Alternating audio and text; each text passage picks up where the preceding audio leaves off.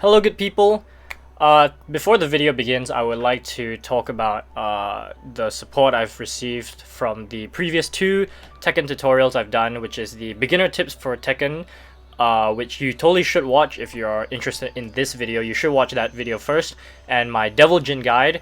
I will hopefully be making my Kazumi guide soon enough, but right now I'm really busy, so hopefully I'll be able to do it by next week. But the schedule I'm trying to do is I'm trying to make a weekly schedule, so I'll make one video per week. But I would like for you to know that if you subscribe just for Tekken, I don't really want to only do Tekken content. I think it's too limiting. I want to do other content as well. I should play some other games, which I think will be quite fun. So I really do appreciate all the support I've had from the last two videos that I've made. It's really blown me away how people really like those videos, and I really do hope to continue making these videos.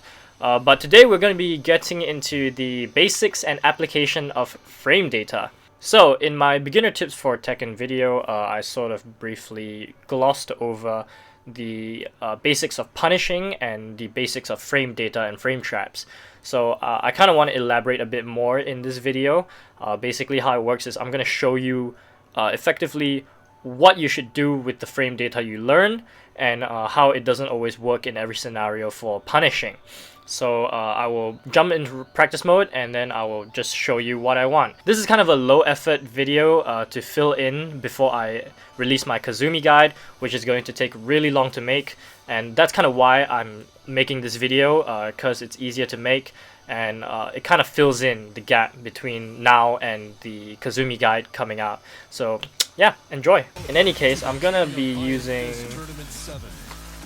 I think a good example is to show, you know what, I'll use Devil Jin, because I know his punishes pretty well, and then I will, so you know what, I'll pick Kazumi. How's that?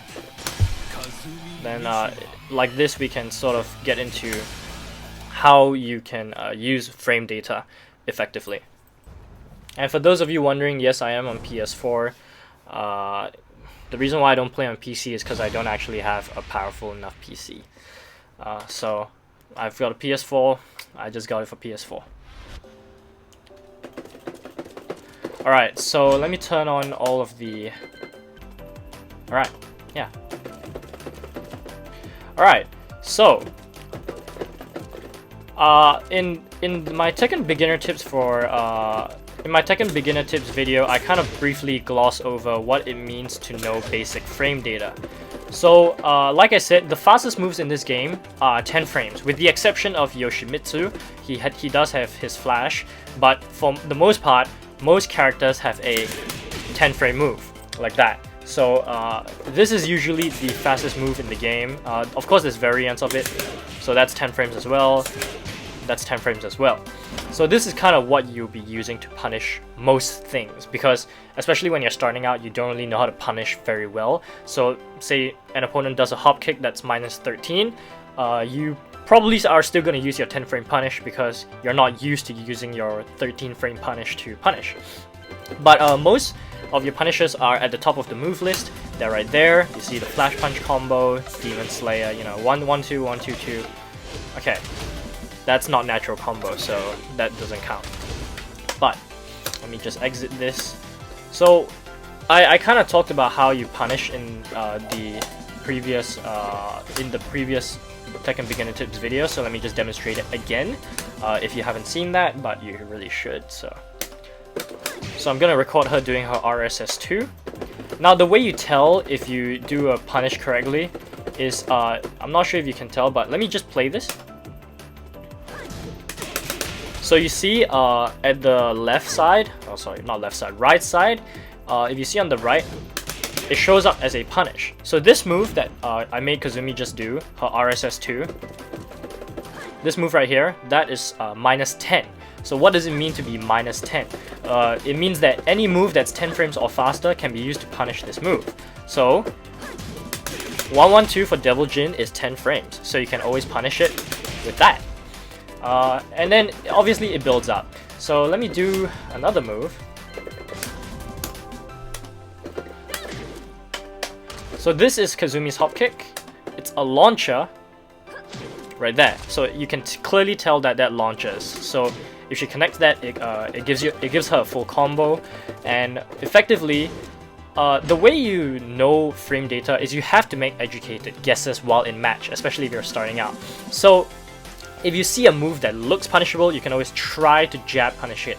If your opponent does their move and it beats out your jab, it usually means that that move they did is plus on block. What that means is, even though you blocked it, they are at the frame advantage. Now, hop kicks are, for the most part, minus 13. So you have to make this educated guess where if you see them do a hop kick, you should know that it's punishable, because it's the general rule. I don't know any hop kick that's less than minus 13. The only one I know that's less than minus 13 is Claudio's, which is minus 12. So it's still punishable.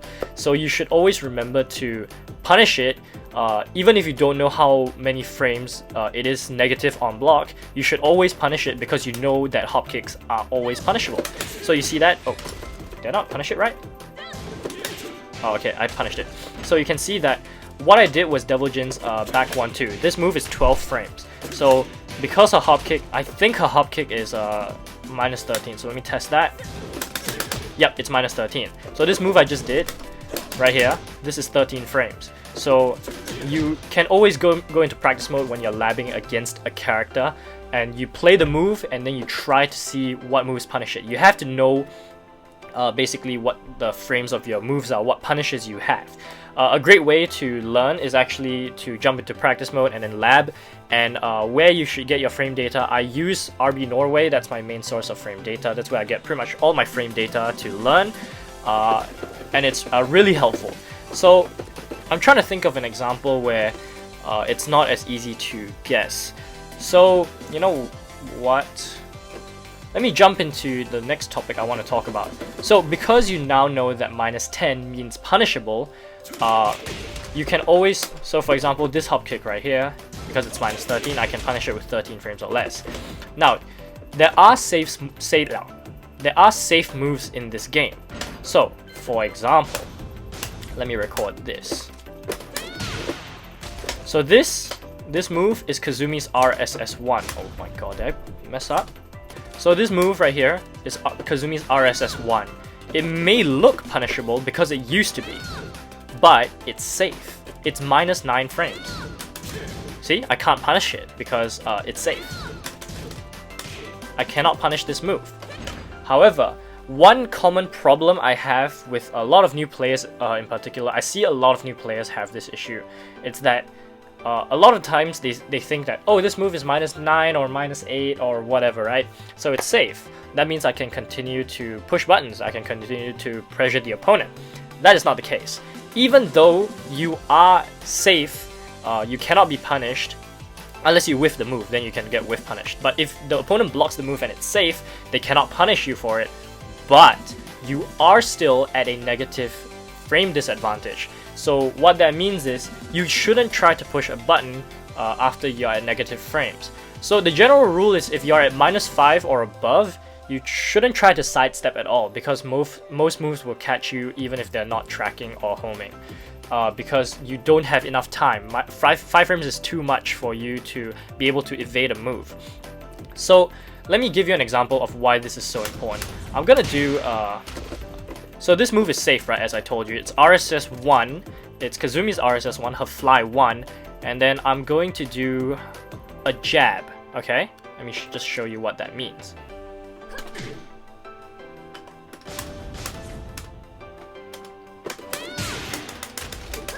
Okay, that should be fast enough.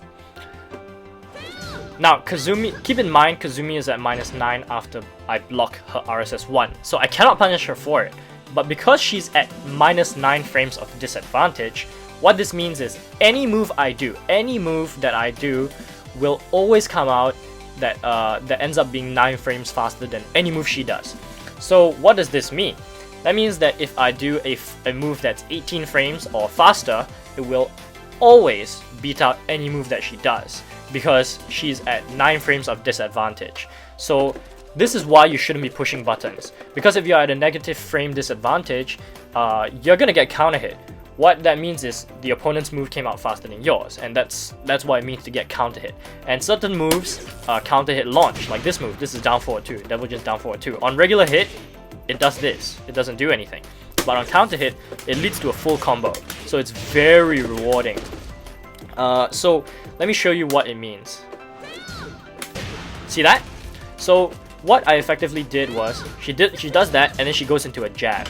So a jab is 10 frames, and down forward 2 for Devil Jin is 15 frames, which means my move, because she's at -9, my move will come out at about 4 frames faster than hers. Is it? Yeah, 4 frames faster than hers. Because her move is 10 frames, my move is 15 frames. But I have 9 frames of advantage because I blocked her RSS 1. So this is a problem I have with a lot of beginner players, is that they love to push buttons. They love to push buttons even after they block. Even if they're at -9, they love to push buttons. So let me show you this again. So that's a trade right there. So I actually don't know why that traded. Let me test that again. Okay, yeah. So I did my back 4 too slow.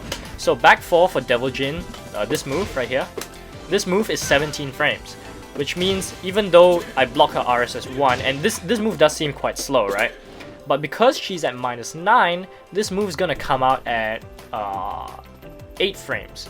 So that means the move that she does right after her RSS 1 is a jab, her 112, which is 10 frames. And my move comes out at 8 frames, so it comes out 2 frames faster than hers. And that's why it will counter hit launch her. So let me just demonstrate this again. See that? It counter hit launches. Oh my god, I messed up my combo.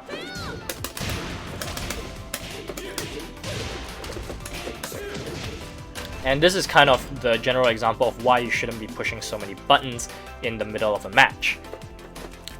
Alright, so let's move on a bit. The next thing I want to talk about is frame traps. I also glossed over this topic in that beginner tips video, so I'll just kind of explain a bit more. So for Devil Jin, he does have a couple of moves that give him plus frames. So when a move gives you plus frames, it means that you are at a frame advantage. So if, for example, 1-1 and down for 1 on hit, that means if your opponent blocks it, it doesn't count. But if these moves hit, you get +8 frames of advantage. What this means is a back 4 right here, this move is uninterruptible and unsteppable. Because I told you the general rule to sidestep is if you're at -5 or above, you generally don't want to sidestep because you'll get caught. And because these moves, down 1-1 and down 4-1, give you +8, the opponent cannot sidestep. This move right here, back 4 by itself, it can be evaded with a sidewalk to the left. But if I'm at +8, they cannot sidewalk this. They cannot avoid this. The only option they have is to block, because this move is uninterruptible. This move is 17 frames, and at +8, this move is going to come out at 9 frames. So what this means is that the fastest thing the opponent can do is a jab, which is 10 frames. This move will always beat out anything they do. So this is kind of the prime example of what a frame trap means. There are moves that are actually plus on block. Dragunov's running 2 is a great example. That's +5 on block, so it gives you a mix-up option. And this move right here, the electric, this is +5 on block. So if I set the opponent to guard all, see that? I have 5 frames of advantage if they block this move. Oh my god. Yeah. Right there. So that means if they try to jab right after that, and if I do a move that's faster than 14 frames, or faster than 15 frames, it will always beat out any move they do. To be fair, this move does have a lot of pushback, so that's not always the case. But generally, the opponent doesn't want to push a button after they block an electric, because it puts them at a negative advantage of 5 frames. So that's the general example. Now the next thing I want to get into is actually while standing punishment. A lot of people don't seem to know how to punish using while standing. Now in the game, it refers to it as while rising. If I go down here, right here, so it says while rising. Now the reason why we players don't call it while rising is because WR is used for while running. See that? That's a while running 3. So in order to separate it, you have to use WS, so it's while standing. While standing is the state that you go from crouch to standing. So, like for example, this is a 2 jab, right? I get this is a standing 2. I get this from just standing and pressing 2. But this a while standing 2, a while standing 2 is a launcher, right here. So you get moves out of while standing. It's basically a stance in a sense. So these are basically how you punish lows, because when you crouch, you basically block a low, and if you block a low, you can punish it by using your while standing moves, because you cannot stand up and then punish unless you sidestep cancel, but you can only really do that for very negative lows. So let me show you what it means to punish. Set this.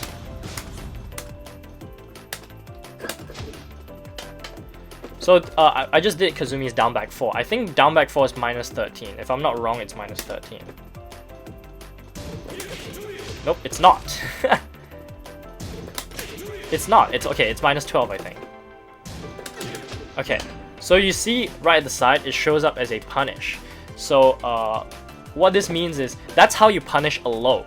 To punish lows, you have to use while standing moves. So a move like this is minus 12 frames.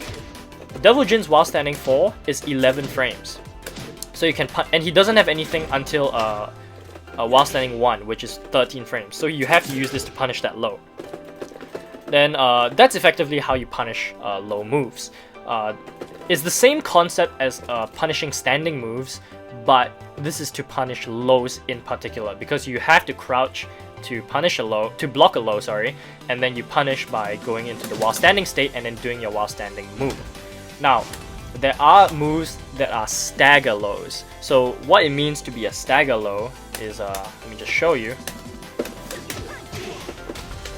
So I'm gonna block this, and look at the animation of Kazumi when she gets blocked, okay? You see that? Where she kind of like staggers a bit? That means it's very negative. And usually it means it's launch punishable.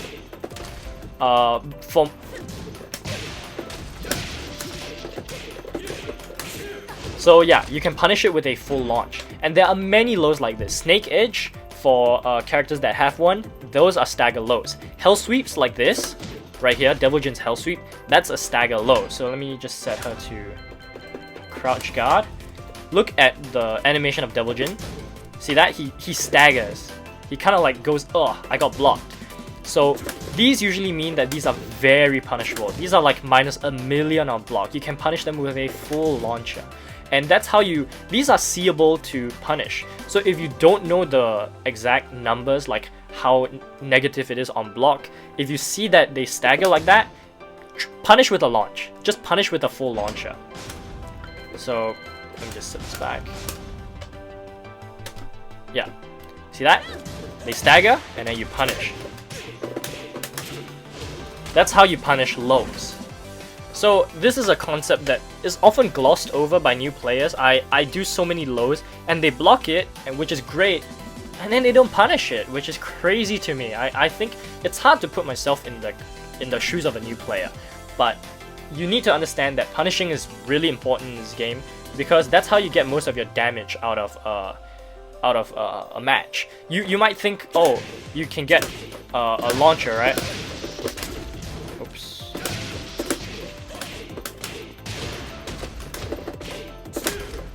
Whatever, 55 damage. So you might think 55 damage off of the launch, right? That's crazy. But that's not how you're most likely gonna get your damage. You're gonna get damage from punishing your opponent for what they did wrong, for them throwing out an unsafe move that you are able to punish. And that's why punishing is so essential. Because, for example, if I do a Hell Sweep and I keep doing a Hell Sweep, I can just keep doing a Hell Sweep every day. And even though it's launch punishable, if the opponent doesn't know how to punish, I can just abuse this. Because if they don't know how to, if they can block it but they don't know how to punish it, then what's the point of me stopping to not use the Hell Sweep? Because if they don't know how to punish, I'm just gonna use this anyway. you know, I'm gonna get 39 damage every single time. And even if they block it, they don't know how to punish it. And that's why learning how to punish both from standing and from while standing is so essential. It's very, very important to know how to punish. So that's kind of the topics I wanted to cover. So the things I want you to remember are, make sure when you block a move, try to jab it. So try to jab to see whether it's punishable. If they do get punished, then you know it's unsafe. Then you can keep punishing it. Remember your while standing punishment. You have to know how to block lows. Obviously, that's very important, but you also need to know how to punish, because if you punish the low, the opponent will not be as inclined to keep doing that low. They cannot keep abusing it, because if you don't know how to punish, they're just gonna use it all day. And the last thing I want you to know is, don't push buttons when you're at a frame disadvantage, especially if you're -5 or above. It's a no-go. You're gonna get counter hit. So if like the examples I showed, if I get a +8 from a 1-1, this back 4 is uninterruptible. For a person that likes to push buttons, let's say the Kazumi player I'm fighting loves to push buttons, right? If they get hit by this 1-1, and if I do a back 4, that's gonna counter hit launch them, just because they pushed the button. They're gonna be very confused because they don't know how frame data works. But that's how you apply frame data to your arsenal. That's kind of the basics I wanted to talk about. Of course, frame data is not always so black and white, and in fact I'll show you an example right now. I'll go to Paul and I'll show you what it means that it's not so black and white. Alright, so here I am with Paul. Basically, he has this one move known as the Death Fist, so I'm gonna record it right here. So you can see the amount of damage it does, right? Look at this. It does 54 damage on a clean hit. So this is insane. This is a lot of damage for a move, right? And basically how you stop Paul players love to do this, especially at lower ranks, because it works so well. But you see that? This move is very launch punishable actually. So for example, but Devil Jin's 15 frame launcher is this move. It's a can, right? Unless you're really good and you can pull off a dash electric, which is really hard, by the way. See, it didn't come up as a punish. So this is a move where basically, even though it's launch punishable, you see that I can't punish it.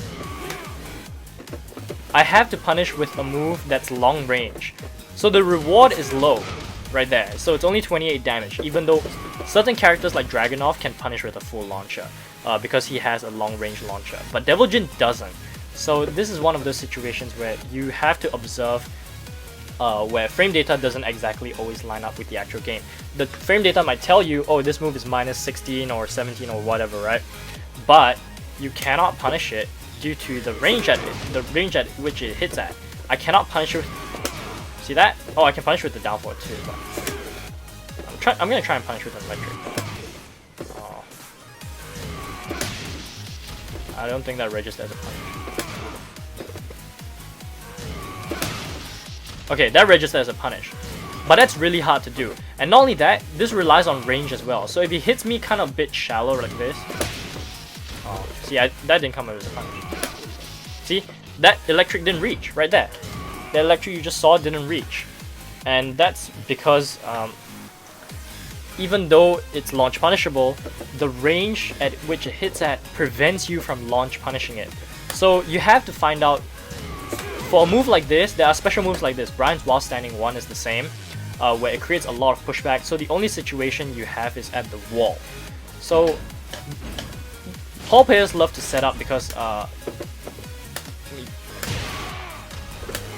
okay, I did 2 Death Fists right there.